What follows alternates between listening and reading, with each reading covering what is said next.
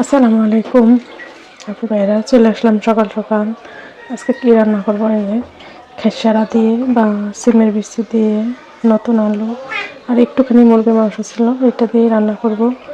তো আপু ভাইরা সাথে থাকেন। চলে আসছে আমার মাংসটা কষানো হয়ে গেছে। এখানে সিমের বিচি আর আলুগুলো দিয়ে দিব, আরও একটু ভালো করে কষাই নিব দুইটা একসাথে।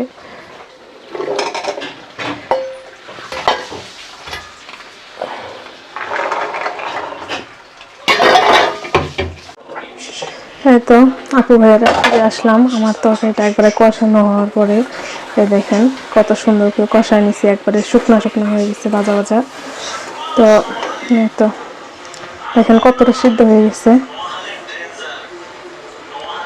এই যে দেখেন কতটা সিদ্ধ হয়ে গেছে।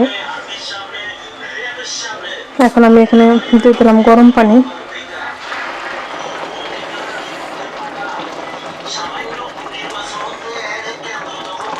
গরম পানিটা দিয়ে দিলাম,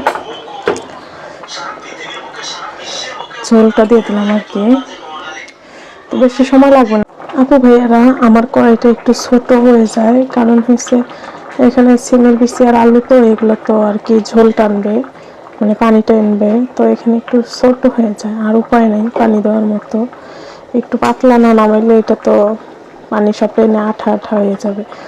এই হচ্ছে অবস্থা, কিচ্ছু করণীয় নাই। এই তো আমার তরকারির ঝোলটা কিন্তু ফুটে গেছে। যেহেতু আমি গরম পানি দিয়েছি সেহেতু বেশিক্ষণ আর ইয়ে করবো না, যেহেতু ঝোল ফুটে গেছে। আর ধনিয়া পাতাগুলো দিয়ে দিলাম। তো আর কিছুক্ষণ পরে নামাই নেব। তরকারি ঝোলটা ফুটে গেছে মাশাআল্লাহ, তরকারিটা অনেক মজা হবে।